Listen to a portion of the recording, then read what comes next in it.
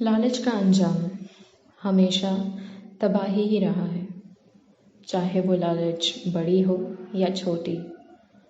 इंसान समझ ही नहीं पाता कि जितनी ज़रूरत है उसमें खुश रह सकते हैं, लेकिन ऐसा कहाँ मुमकिन है। हमें तो हमेशा बेहतर और ज़्यादा ही अच्छा लगता है सब कुछ। साइंस काफ़ी आगे जा चुका था। फ्यूचर प्रेडिक्ट करके प्रकृति को अपने इशारे से बदल सकता था। अब इंसान अब मशीन सा ज़्यादा लगने लगा था। जानवर तो बस नाम के बचे हुए थे अब धरती पे। काफ़ी अलग ही हो गई थी दुनिया और क्लाइमेट बिल्कुल अपोजिट। मुझे याद है 21वीं सदी तक तो अप्रैल जून में गर्मी हुआ करती थी और जुलाई अगस्त में झूम के बारिश होती थी। उस वक्त भी ग्लोबल वार्मिंग इश्यूज थे, मगर अब जितना नहीं। अब बारिश तो होती ही नहीं ज़्यादा। गर्मी 12 महीने और मुश्किल से बरसात होती है। सभी मुकाम हासिल कर लिया था साइंस ने। एक नई कोशिश में लगे हुए थे। अब नया प्रोजेक्ट था, अर्थ के साथ एक्सपेरिमेंट। वैज्ञानिकों ने मिलकर छोटा ग्लोब क्रिएट किया जिससे अर्थ के सराउंडिंग की सारी स्टडीज की जा सके, जैसे क्लाइमेट कंट्रोल के साथ साथ अपनी मर्जी से रिसोर्स यूटिलाइजेशन किया जा सके। लारा उनमें से एक साइंटिस्ट थी जो सपोर्ट में नहीं थी इसके। ऑलरेडी अर्थ काफ़ी क्रिटिकल सिचुएशन में था। हम नेचुरल एक्सपेरिमेंट की बजाय फिर से ऐसे कोशिश में लगे हुए हैं जो अर्थ को डिस्ट्रॉय कर सकता है, एक गलती से भी। लेकिन लारा की बात को प्रायोरिटी ना देते हुए लैब में ग्लोब की स्टडी शुरू कर दी गई। 3 साल बाद एक्सपेरिमेंट सक्सेसफुल रहा। लोग सक्सेस की खुशी मना रहे थे। लारा ने लैब में रखे ग्लोब में हलचल देखा। कोई कुछ समझ नहीं पाया। ग्लोब कई हिस्सों में टूटकर फिर से जुड़ने लगा और पहले जैसा दिखने लगा। सबके होश उड़ चुके थे। अब कुछ मिनट बाद अर्थ पे हलचल शुरू हो गई और सब कुछ तबाह हो गया। प्रलय था ये। सब कुछ खत्म हो चुका था, मगर कहते हैं ना, नेचर खुद को हील कर लेती है और अर्थ पे क्रिएचर्स तो नेचर की ही देन है। 10 साल बाद पानी का शोर, पेड़ पौधे, चिड़िया और जानवर की आवाज़ अब फिर से सुनाई देने लगी थी। इंसान का अस्तित्व खत्म हो चुका था प्रलय के बाद, मगर नहीं, हम गलत थे। प्रकृति कभी भी किसी जीव जंतु को हमेशा हमेशा के लिए नहीं मिटा सकती थी।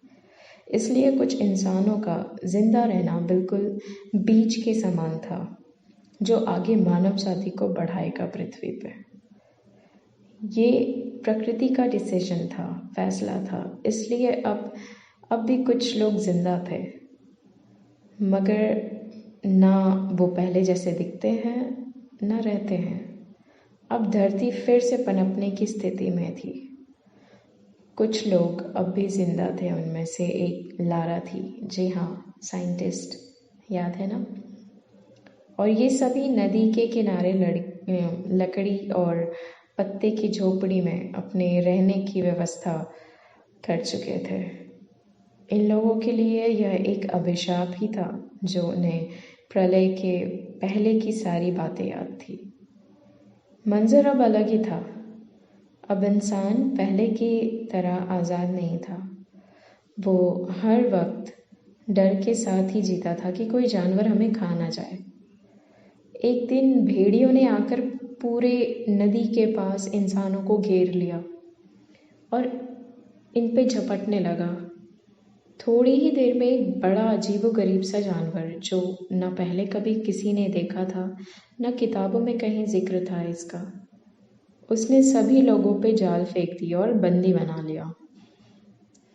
अब इंसानों के साथ वैसा ही सलूक होता था जैसे छोटे से लेकर बड़े जानवरों पे इंसान अत्याचार किया करते थे।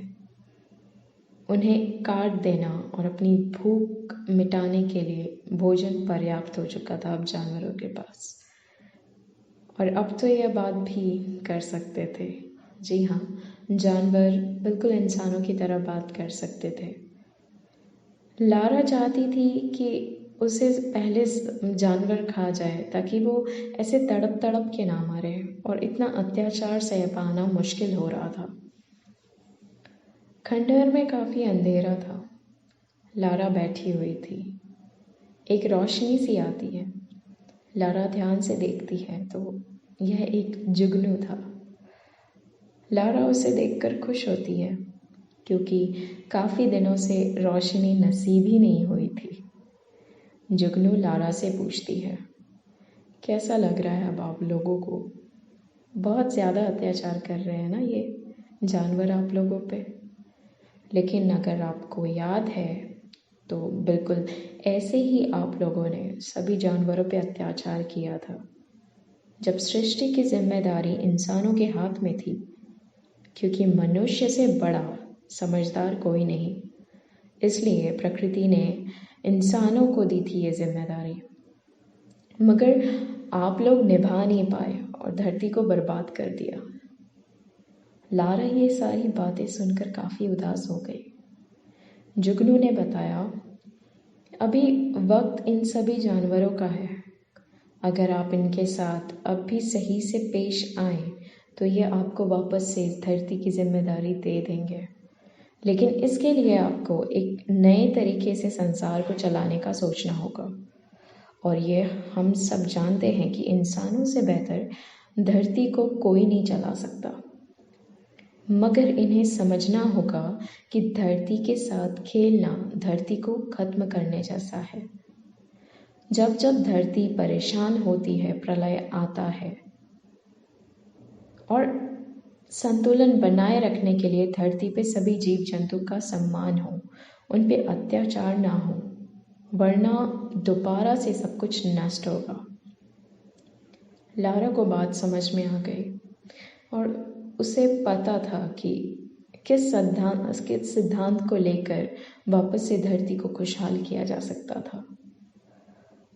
1 महीने बाद सभी जानवर अब लारा और बाकी मनुष्य को अपनी जननी और अपना रक्षक मानने लगे थे, और मनुष्य धरती पे रह रहे सभी जीव जंतु का सम्मान करने लगे। धरती फिर से खिलखिला उठी। अब फिर से सब कुछ नए तरीके से चलने लगा।